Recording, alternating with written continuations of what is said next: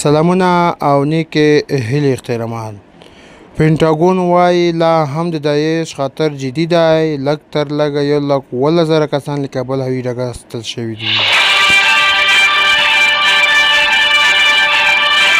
د امریکا دفاع وزارت ویان جان کیری په یوه خبري غونډه کې وویل کابل کې لا هم د داعش خطر جدي دی.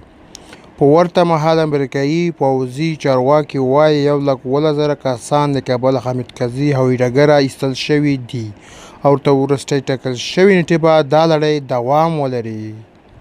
ښاغلي کریبي په یوه لنډه خبري غونډه کې وویل امریکایان هم د یوې دقیقې لپاره هم تصور نه کوي چې څه کابل کې پېښ شول د دوی پر هوډ به اغېزه وکړي.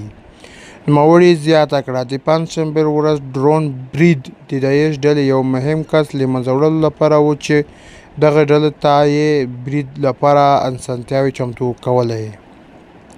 امریکایي ځواکونو د کابل حامد کرزي هوایي ډګره د بهر داعش ډلې له یو خونړي برید دوه ورځې وروسته پر پنجشنبه وویل داعش خراسان ډلې د بریدونو یوه ترخه پلان جوړونکی چې د افغانستان په ختیځ کې وژلی دی.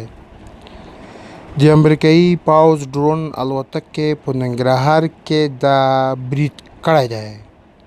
پینټاګون په وینا هغه کس چې ډرون برید پرې وژل شوی دی او ملکي کسانو تلفات او وخت ریپورټ نه دی ورکړل شوی. ګرانو او قدرمنو اورېدونکو دا و تازه خبر چې موږ تاسو ته وړاندې کړ.